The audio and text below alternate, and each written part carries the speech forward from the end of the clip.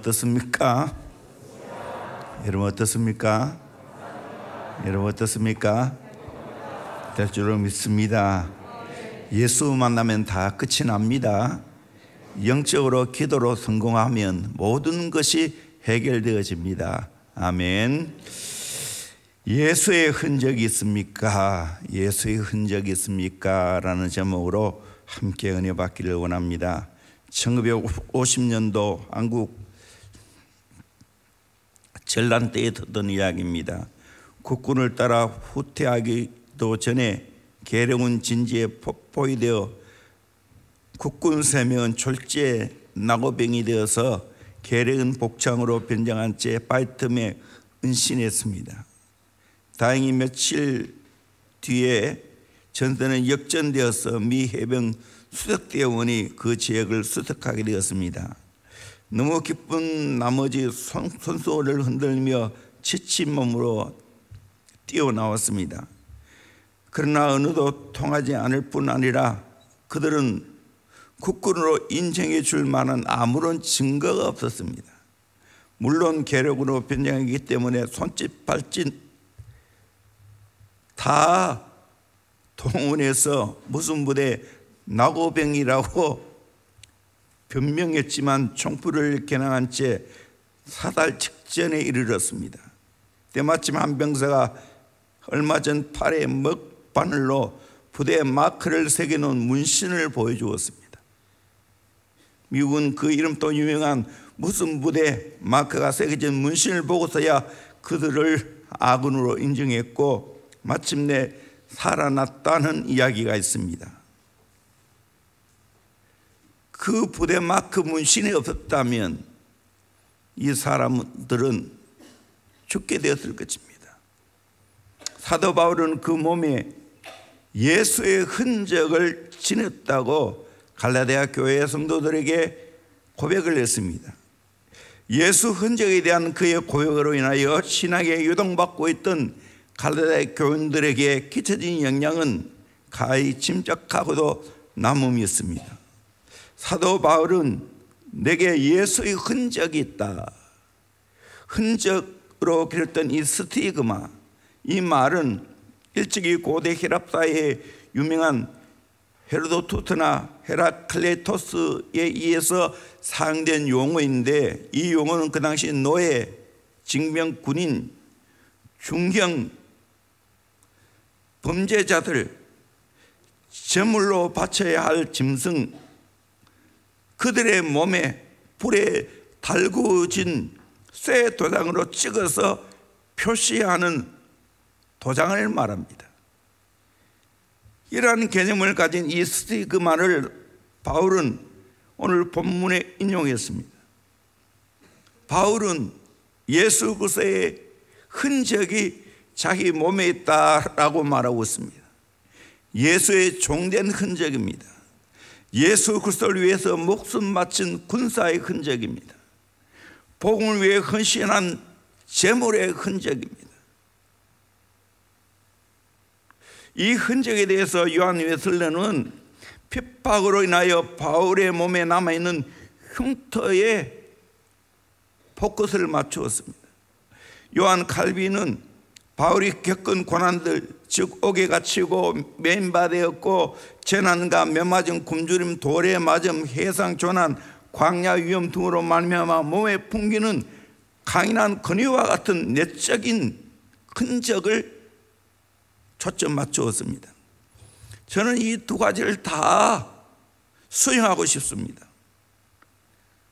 안팎으로 우리는 예수의 흔적이 있어야 한다는 겁니다. 우리는 예수의 제자들입니다. 그렇다면 내 삶의 흔적에 예수의 인이 새겨져 있어야 되지 않겠습니까?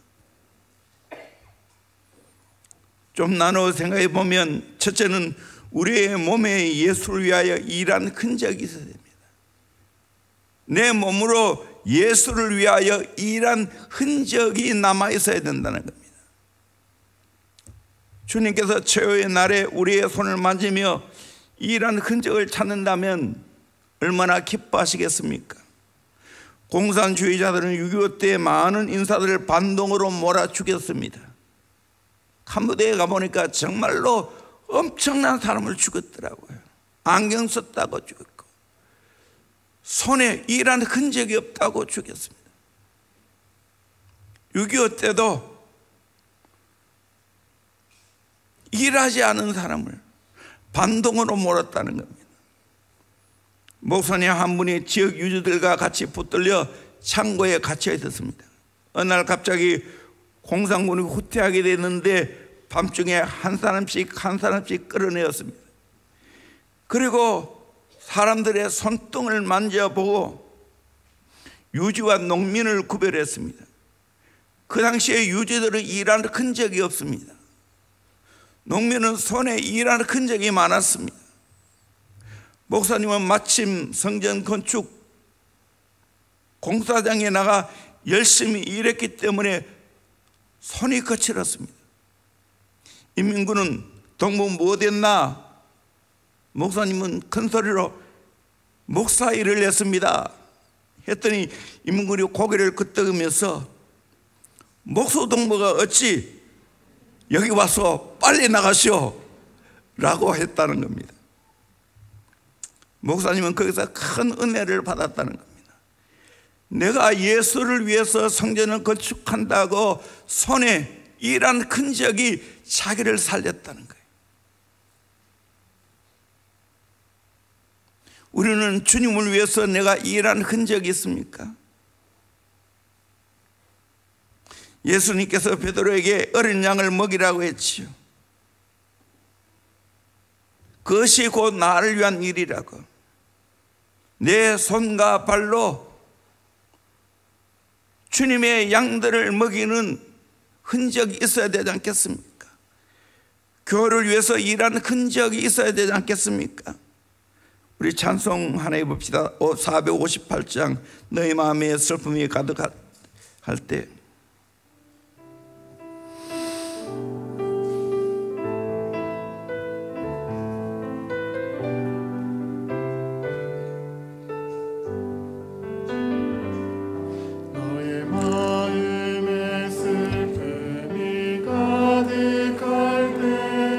주가 위로해 주시리라. 아침에 같이 빛나는 마음으로 너 십자가 지고 가라. 참 깊은 마음으로 십자가 지고 가라.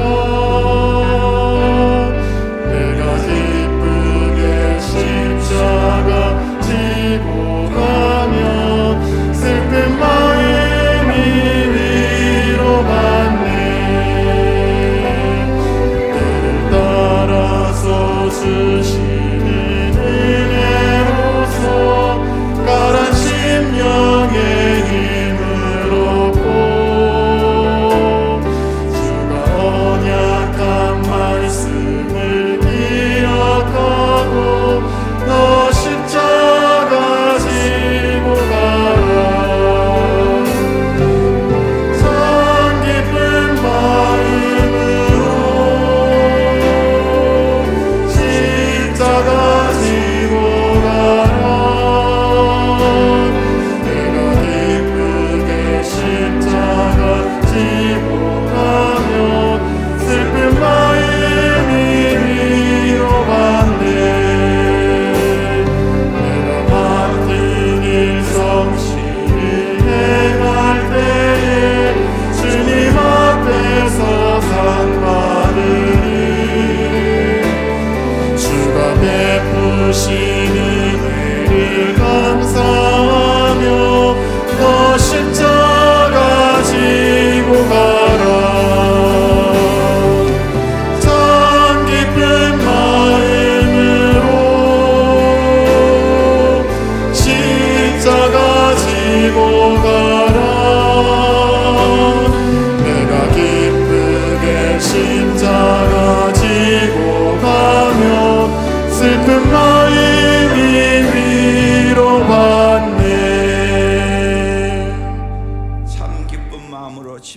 지고 가라. 내가 기쁘게 십자가 지고 가면 슬픈 마음이 위로받네. 여러분, 주님을 위해서, 교회를 위해서 십자가 진 흔적이 있어야 되지 않겠습니까? 예수의 흔적이 있어야 되지 않겠습니까? 오늘 참 슬픈 소식을 제가 들었는데, 저 인천의 은혜교회 박정식 목사님이 하나님나라 소천했다는 이야기를 들었어요. 정말 고생하시면서 개척해서 엄청 큰 교회를 이루시고 귀한 사역을 많이 감당하셨는데, 정말 우리 교회가 흡사한 사역을 감당하고 있어요. 대안학교도 하고. 근데 갑자기 돌아가셨습니다. 근데 제가 그 교회에 가보니까 참 귀한 것이 많아요. 교회 각 구역마다 맡은 성도들의 그 일자리가 있어요. 거기는 계속해서 그 자리를 그분이 깨끗하게 청소하는 거예요. 사찰지사는 아무도 없어요. 교육자도 없고요. 몇천 명 교인데 목사니까 사모님이 다 하셔요. 그럼 또 유명하냐? 그분 따님이 바로 박샤론 미스 코리아 선이죠.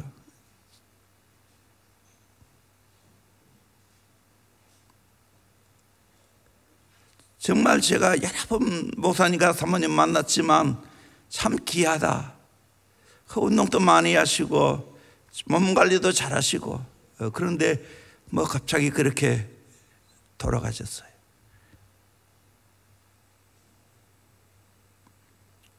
우리는 정말 내 몸으로 예수를 위하여 일한 흔적이 있어야 되지 않겠습니까? 두 번째로, 우리의 얼굴에 예수의 흔적이 있어야 됩니다. 캐나다에 있었던 실제적인 일화입니다. 메리 엄마는 얼굴에 흉터가 많이 있었습니다. 메리는 엄마가 학교에 오거나 동무들 앞에 나타나는 것이 싫었습니다. 하루는 메리가 울면서 집에 돌아왔습니다. 그리고는 왜 엄마는 그렇게 생겼어? 친구들 보기에 내가 창피하단 말이야. 그때 그 엄마는 메리야, 울지 마라. 엄마도 참으로 아름다운 때가 있었단다. 그러면서 앨범을 꺼내어 자신의 사진을 보여주었습니다. 대학 시절의 아름다운 얼굴, 그리고 결혼할 때의 행복했던 모습과 자기를 품에 안고 찍은 엄마의 아름다운 모습을 보여주었습니다. 그리고 다음 같은 이야기를 해주었습니다. 딸아, 내가 2살 되던 어느 날 너를 잠들게 하고 나는 시장에 갔었다. 가다가 요란한 사이렌 소리에 뒤를 돌아보니 우리 동네에 불길이 지독기에 달려와 보니 우리 집에 불길이 쌓여 있었단다. 너를 살려내려고 불길 속에 뛰어들어 가슴에 너를 안고 나오다가 화상을 입고 나는 쓰러졌단다. 후에 깨어보니 나는 병원에 있었고 너는 머리칼 하나 상하지 않고 무사했단다. 엄마는 그것이 너무 감사해서 울었단다. 메리야, 미안하다. 이 말을 듣고 메리는 엄마의 품에 안겨 울면서 엄마에게 용서를 빌었습니다. 자신을 살려주기 위해서 그렇게 얼굴에 흉터로 남아있던 것, 그것은 흉터가 아니고 아름다운 흔적이었습니다. 메리는 엄마 얼굴을 자랑스럽게 이제는 생각했습니다. 많은 동무들에게도 메리 엄마의 흉터는 천사처럼 빛나는 사랑의 얼굴로 보였습니다. 엄마가 딸을 위한 희생한 흔적이 있기 때문입니다. 우리의 얼굴에도 이런 예수의 흔적이 있어야 되지 않겠습니까? 자꾸만 예수 닮아가려고 하다 보면 나도 모르게 내 얼굴에 예수의 흔적이 있지 않겠습니까?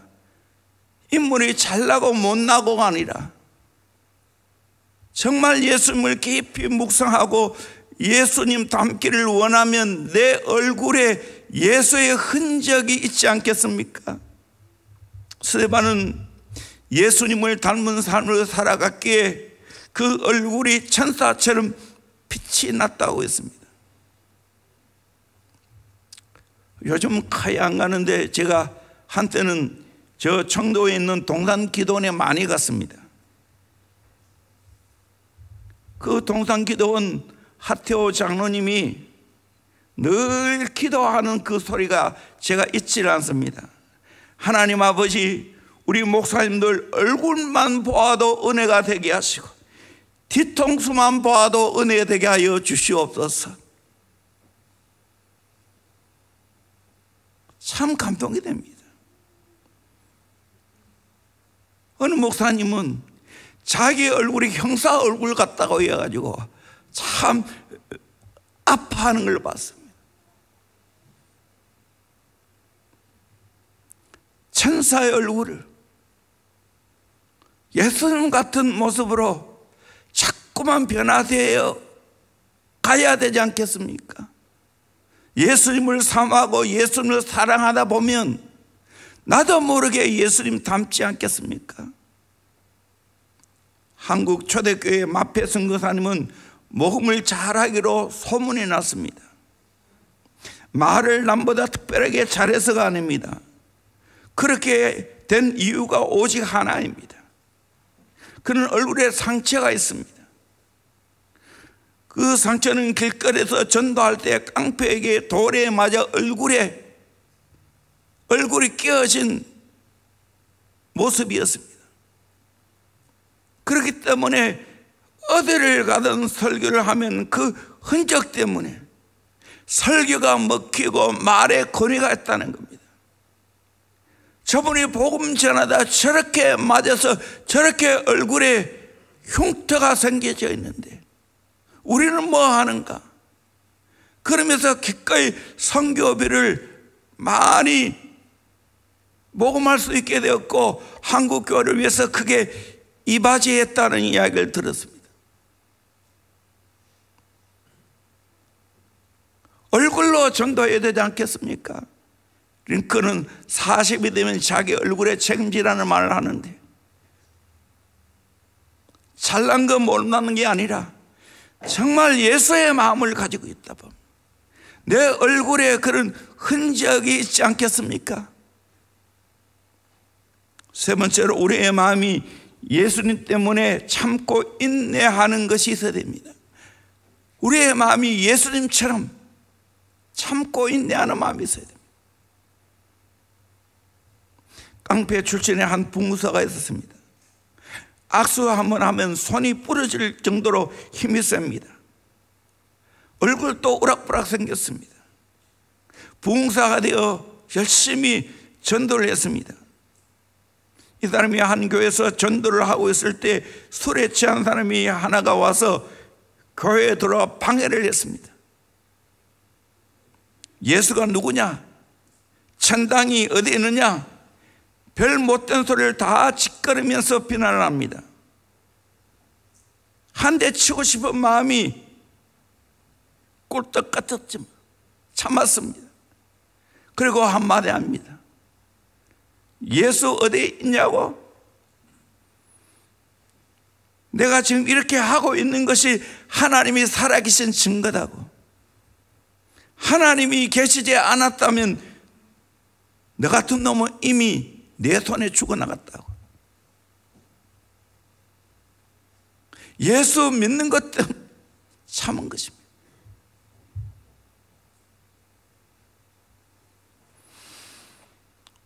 우리는 정말 예수의 제자로 예수님을 닮고 예수님을 따라가면서 내 마음이 그리스도의 마음 되어서 예수님처럼 참고 인내하는 마음이 있어야 되지 않겠습니까?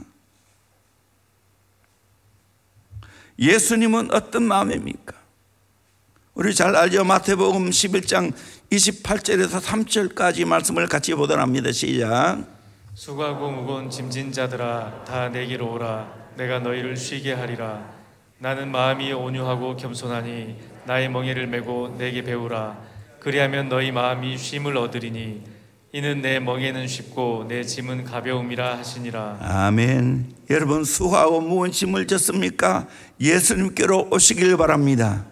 예수님 마음이 온유하고 겸손하신 분입니다. 예수님께 나오면 내가 참을 수 있습니다.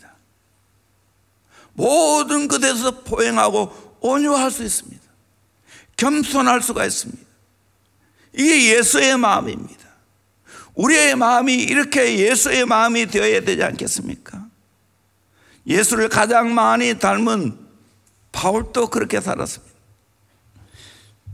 사도행전 20장 18절 19절 말씀 같이 보도록 합니다. 시작.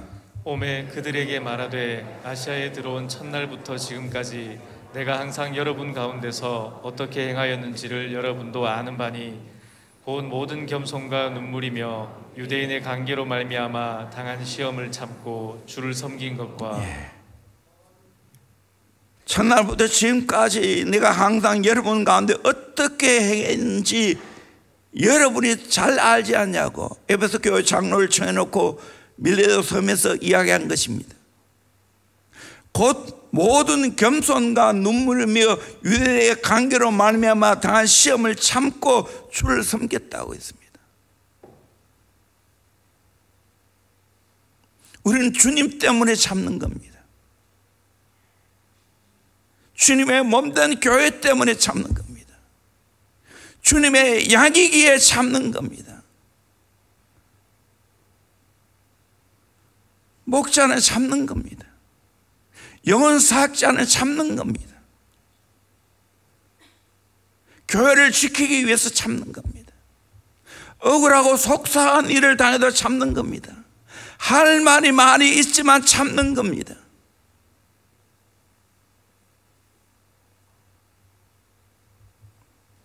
이것이 우리의 마음에 예수의 흔적이 있는 겁니다. 예수의 흔적이 우리의 마음에 있어야 됩니다. 그러면 저절로 그것이 겉으로 드러나지 않겠습니까? 네 번째로 우리의 삶에서 주를 위한 고난의 흔적이 있어야 됩니다. 내가 예수 때문에 복음 때문에 고난당한 흔적이 있어야 됩니다. 바울이 가장 대표적이죠. 잘 아는 말씀이지만 우리 고린도후서 11장 23절 이하의 말씀을 같이 보도록 합니다. 시작. 그들이 그리스도의 일꾼이냐 정신없는 말을 하거니와 나는 더욱 그러하도다. 내가 수고를 넘치도록 하고 옥에 갇히기도 더 많이 하고 매도 수없이 맞고 여러 번 죽을 뻔하였으니 유대인들에게 40에서 하나 감한 매를 5번 맞았으며 3번 태장으로 맞고 1번 돌로 맞고 3번 파선하고 1주야를 깊은 바다에서 지냈으며 여러 번 여행하면서 강의 위험과 강도의 위험과 동족의 위험과 이방인의 위험과 시내의 위험과 광야의 위험과 바다의 위험과 거짓 형제 중의 위험을 당하고 또 수고하고 애쓰며 여러 번 자지 못하고 줄이며 목마르고 여러 번 굶고 춥고 헐벗었노라. 이 외의 일은 고사하고 아직도 날마다 내 속에 눌리는 일이 있으니 곧 모든 교회를 위하여 염려하는 것이라. 저는 이 바울의 고난의 이력서라고 말할 수 있는 이 말씀을 볼 때마다 나는 아직까지 바울에 비하면 내 당하는 고난은 아무것도 아니구나. 바울은 수많은 교회를 세워놓고 날마다 내 속에 눌렸다고. 모든 교회를 위하여 염려하는 것 때문에 영혼을 끌어안고 살아가면 눌립니다. 정말 저분이 예수 안에 바르게 살아야 되는데 헤매는 모습을 바라보면 정말 안타까운 심정 때문에 마음이 눌립니다. 그것이 내가 마음으로 당하는 고난입니다. 또 바울은 이렇게 말했습니다. 고린도후서 1장 5절입니다. 그리스도의 고난이 우리에게 넘친 것 같이 우리가 받는 위로도 그리스도로 말미암아 넘치는도다. 그리스도의 고난이 우리에게 넘쳤다고 했습니다. 또 그리스도로 말미암아 받는 위로도 넘쳤다고 말하고 있습니다. 골로새 1장 24절 말씀 보겠습니다. 나는 이제 너희를 위하여 받는 괴로움을 기뻐하고 그리스도의 남은 고난을 그의 몸된 교회를 위하여 내 육체에 채우노라. 그리스도의 남은 고난이 교회에 있다면 몸된 교회를 위해서 내 육체의 고난을 채우겠다는 거예요. 교회를 위해서 기꺼이 고난 받겠다는 거예요. 이 예수의 제자예요. 대원교회 교인들은 예수의 제자예요. 교회를 위해서 기꺼이 내가 고난을 감수하는 겁니다. 기꺼이 십자가 지는 겁니다. 그리스도의 남은 고난을 자기 몸에 채우는 것으로 충분한데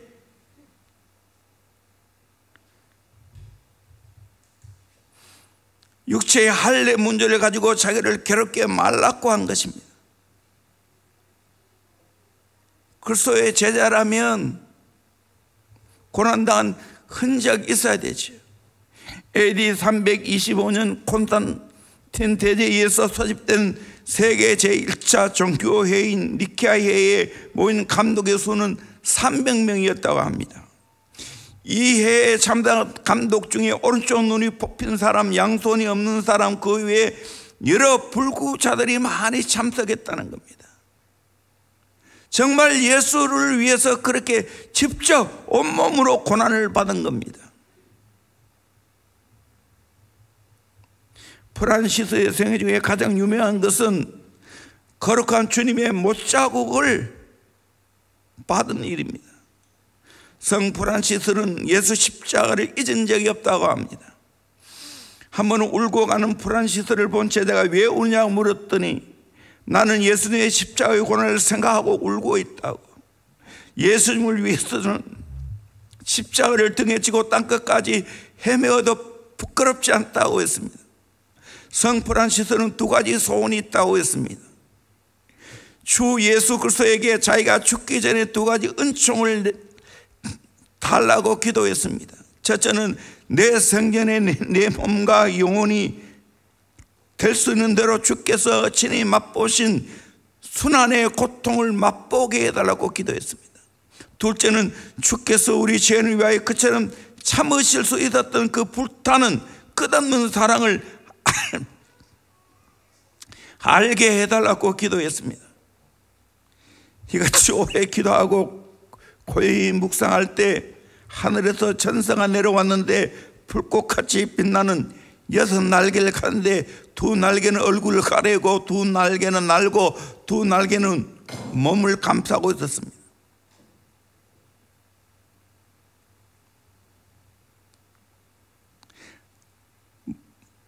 십자가에 못 박혀 있는 것을 예수님이 십자가에 못 박혀 있는 것을 똑똑히 보았습니다. 이윽고 천사가 사라지자 프란시스의 두 손과 두 발에 못자국이 생겼고 오른쪽 가슴에 창으로 찔린 자국이 나타나고 피가 흘러 속옷과 겉옷을 적시었다고 합니다. 프란시스는 이 흔적을 숨겼지만 나중에 제자들이 프란시스의 속옷을 빨 때 이 성자의 비밀을 알게 되었다고 합니다. 프란시스는 5가지 상흔을 받은 후에 눈이 멀었습니다. 내적인 빛이 외적인 빛을 꺼버린 것입니다. 프란시스는 그의 몸에 십자가의 흔적을 갖자 기쁨으로 충만했고 예수 그리스도의 품으로 돌아갈 날을 기다렸다고 합니다. 우리도 그리스도를 위해서 받는 수모나 핍박이나 고난의 흉터를 영광으로 알아야 되지 않겠습니까? 성 프란시스처럼 비록 그런 실제적인 흔적이 없다 할지라도 우리는 살면서 안팎으로 예수의 흔적이 나타나야 되지 않겠습니까? 그 흔적이 우리의 말 속에, 우리의 사역 속에, 우리의 삶 속에 나타나야 되지 않겠습니까? 목회자로서 주님의 흔적을 정말 많이 담고 있는 분이 있습니다. 지금 하나님 나라 가셨습니다. 저도 이번에 책을 읽으면서 많은 감동을 받았습니다.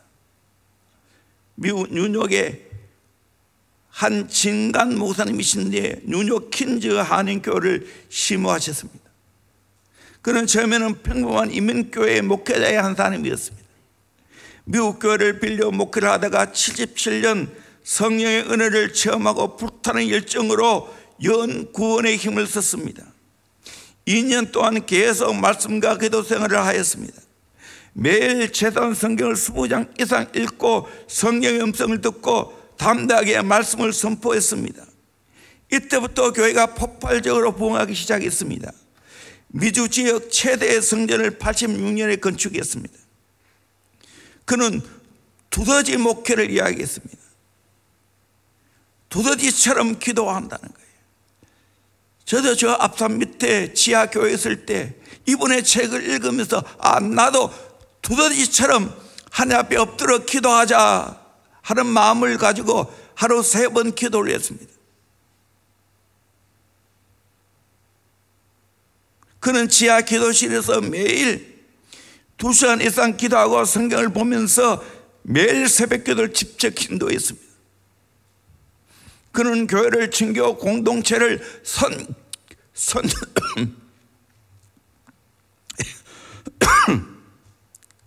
친교 공동체를 선교 공동체로 바꾸었습니다. 그래서 단독 선교사를 10명이나 파송을 했습니다. 초자연적인 성령의 역사를 인정하고 성령 목회를 하고 영성을 강조했습니다. 트레스디아스의 변형인 사랑의 불꽃과 산상수련을 통하여 성도들이 성령을 체험하는 놀라운 역사를 경험했습니다. 주님의 흔적을 가지고 헌신 충성할 때 교회가 새롭게 되고 하나님의 놀라운 역사가 일어났습니다. 그래서 내가 얼마 전에 그분의 삶을 좀 더 알아보기 위해 인터넷을 쳤습니다. 그 사모님이 어느 교회에서 설교하는 걸 제가 들어본 적이 있습니다. 참 온유한 모습이더라고요. 그는 이런 말을 했습니다. 교회 성장형 목사는 교회에서 사는 목사이다. 한 우물을 파는 두더지 목회를 하라. 교회의 성장은 목사 성장이다. 교회는 기도 그 자체이다. 성도를 들뽑지 않으면 성도에게 들뽑김을 당한다. 우리 교회 어때요? 성경대로 하면 숫자는 늘어날 것이다. 너무 잘 알고 너무 똑똑한 것보다는 한 가지 아는 것을 미련하게 추구하는 것이 더 성공적이다.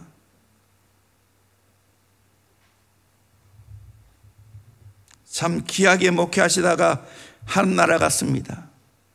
저도 그분의 책을 읽으면서 참 감동을 많이 받았습니다.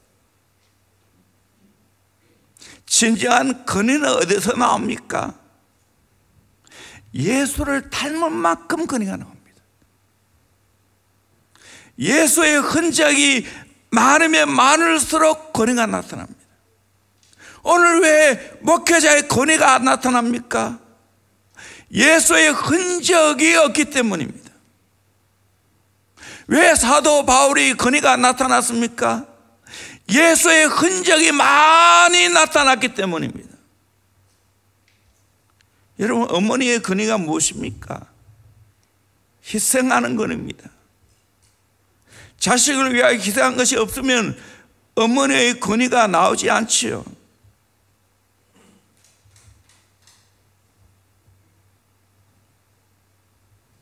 곽선희 목사님이 이런 간증을 합니다. 자기는 아버지의 말씀을 거역하여 매를 맞는 적이 꽤 있었는데 어머니의 말씀을 한 번도 거역해 본 적이 없다는 겁니다. 어머니는 곽선희 목사님에게는 그만큼 권위가 있었습니다. 내가 10년을 기도해 너를 낳았다. 이 말 한마디에 꼼짝 못한다는 거예요. 내가 너를 얻기 위해 얼마나 기도한 줄 아느냐.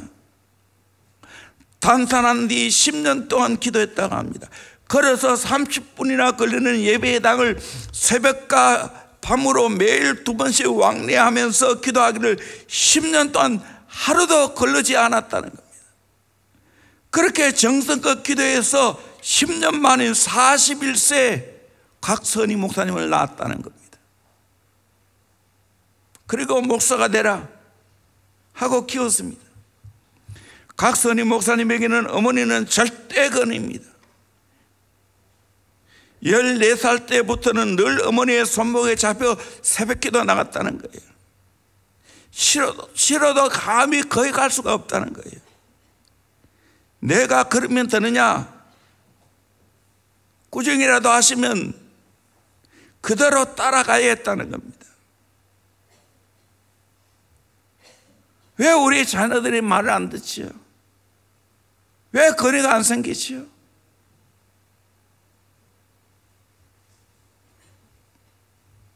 예수의 흔적이 없는 것은 아닙니까?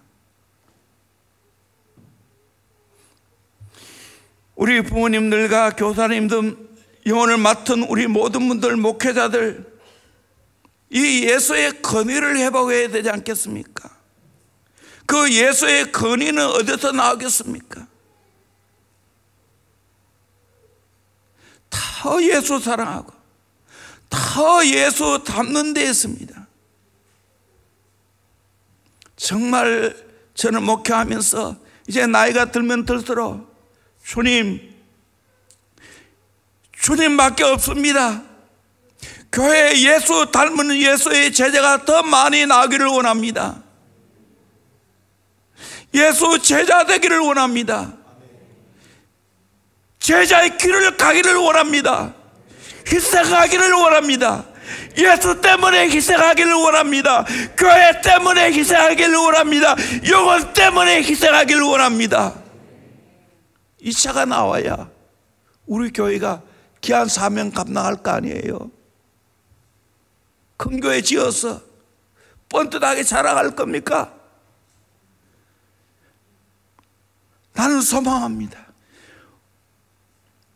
대형교회에 구경꾼이 없기를 소망합니다. 이익을 바라는 자가 없기를 소망합니다. 뭔가 챙기려는 자가 없기를 바랍니다. 예수님 때문에 희생하는, 내 삶에 예수의 흔적이 있는 그런 예수의 제자를 키우기를 소망합니다. 부족하지만 정 목사가 더 예수 닮기를 원합니다. 내 목회 끝나고 내가 하나님 나라 간 후에 저를 생각하면 예수가 생각나야 되지 않겠습니까? 이게 정말 소원입니다. 예수 제자를 키워야 되지 않겠습니까? 예수의 흔적이 내 삶 속에, 내 마음 속에, 내 말 속에, 내 사역 속에 나와야 되지 않겠습니까? 그러면 저절로 하나 안 되겠습니까? 우리 함께 여기에 인생 걸 수 있기를 주의 이름으로 축원합니다. 사랑하는 성도님들, 예수의 흔적이 있습니까? 바울에게는 예수의 흔적이 충만했습니다. 이 고난지원에 정말 예수의 흔적이 내 말 속에, 내 얼굴 속에, 내 마음 속에, 내 삶 속에 가득 차기를 주의 이름으로 축원합니다. 찬양합니다. 내 마음의 주를 향한 사랑이